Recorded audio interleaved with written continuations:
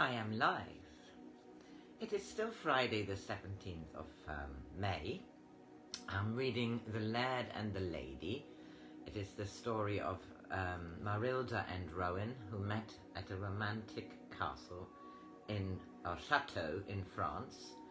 They fell in love and got married, and they are now on their way to Rowan's family seat in Scotland, and it is entitled Cloud, the castle. The second chapter is called The Gates of Cloud. They were met at the station by a tall black-brown cadre in +4s, whom Marylda presumed to be a relation. It was only when he carried the luggage to the shooting brake that she realized he was a kind of chauffeur. Had she done the wrong thing in shaking hands with him? However, Rowan had seemed pleased with her. Had she known it, he was congratulating himself at not having warned her that to do less would have been an insult. Trust Marylda to do the right thing. In future, he would not be so pompous as to expect his wife to require instruction. Marylda was making further mental notes. A shooting brake is cousin to a station wagon. The chauffeur is called Sandy, which is not a nickname for someone with red hair, but is short for Alexander. He was Rowan's batman during the war and is old Robbie's grandson. Old Robbie is apparently someone very important to Rowan, and it's someone called a gilly. What are gillies? The scenery absorbed her attention. The Moray Firth, brilliant under the sun, blue water with a blue symphony of hills beyond. Gradually the tempo of open moonland quickened to streams urgent among granite. Silver birches poised like ballerinas in the wings before the high pass opened to disclose the pageant of the Cairngorms. Like it? Said Rowan, secure that no one could travel the world except to return with homage to his Highlands. I thought it always rained in Scotland, she said, but the air is so clear, as though the light came out of the hills. Wait till you hear curlews in the mist, then you will love it even more. And winter, when there is an almost unbearable cleanliness of snow under the high sky, and you climb our mountain and stand on the summit alone with the eagles. We still have eagles, he added, shy to have revealed such intense feeling for his own place. The road took them into a sharp cleft, raw stone that closed their sight out of the sky. That closed their sight of the sky. She saw a lake among bare hills, desolate even in the clear sunlight. The ruins of a castle were grey on an island of the sleeping water. Not Cloud, he said, but it belongs to us. We took it back as a dowry from the Koynaks. She must have been glad to leave such a draughty home, said Marylda, leaning forward to look again at the fallen stone. It must have been a small dowry she brought with her. He laughed. Her husband's skull and considerable kettle. A skull? Yes, the luck of the cadres. Though it doesn't look important since Thunder Hector's father had it made into a fruit dish. We only have it out on special occasions. The last time was when I became of age. The tradition is that if the Koynaks get it back, our luck will go and they will prosper. You must forgive me for being an uneducated barbarian, but is it usual to use your neighbour's skull as an ornament to the dinner table? Should I have brought one in my suitcase? Fortunately, you have no brother who wished to oppose our marriage. The Koynak fell in love with Alice, the cadre's sister, so he carried her off to his castle and she was happy as his wife for a year.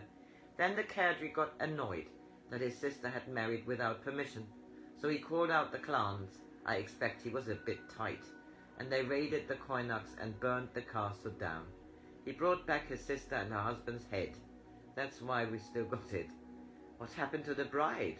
Oh, she was shut up in Cloud till she died. It's the largest room with a battlement walk, so she could take exercise and the fresh air when she liked. It must have been quite healthy, for she lived another 30 years. One view is that her brother kept her shut up as a punishment for bringing disgrace on the family, but she was probably sulking. A long sulk, said Marylda. But perhaps Alice thought it was churlish to cut off her husband's head. It is fortunate I have no intention of taking lovers. It would appear to add a substantial premium to their life insurance. They would require 100%, said Rowan. We have not yet become effete. He laughed, as though it were only a joke, but she noticed that there was a sharp edge to his laughter. There's no doubt a special cemetery for unsuccessful cuckolders. Don't make funny remarks about lovers when Georgina's about, he said quickly. You see, there was an occasion when a cadre broke the tradition.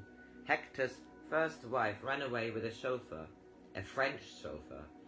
He let them go. Perhaps he was glad to get rid of her at any price. He didn't even divorce her.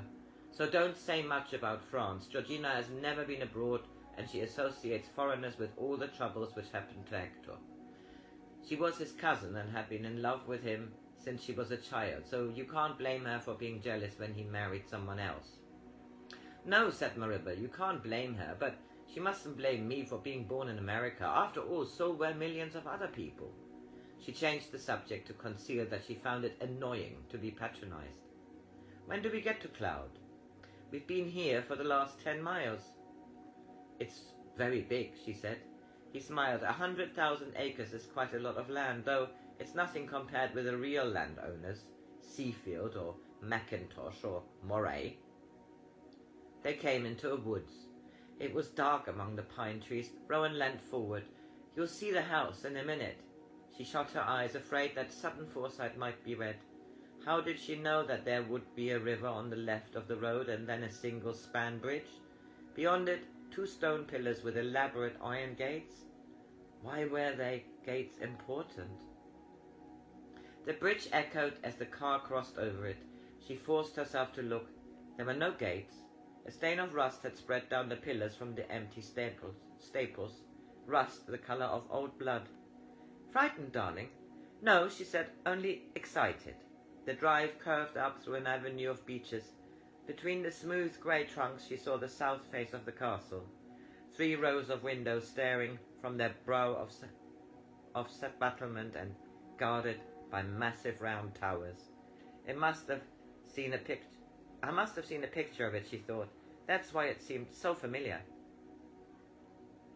For a moment, her view was cut off by a plantation of dark conifers where the drive divided.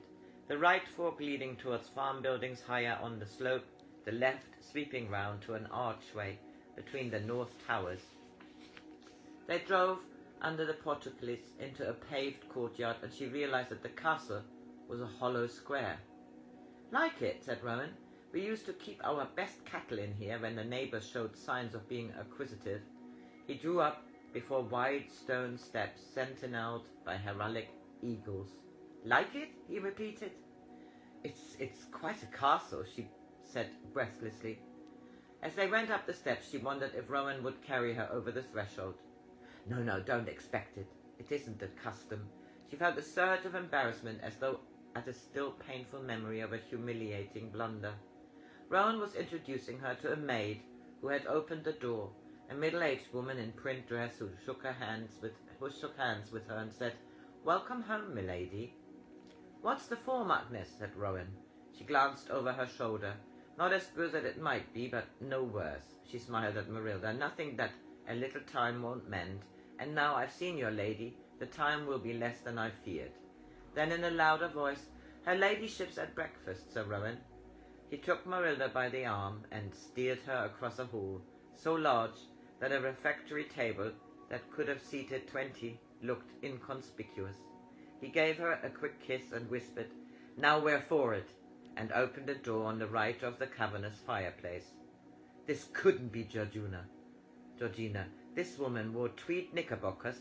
There was a cigarette between her nicotine-stained fingers, and her short, stubborn hair was the colour of an old Airedale. She said briskly, "Good morning, Rowan. Hadn't you better introduce me to your wife?" "Georgina, this is Marylda," said Rowan.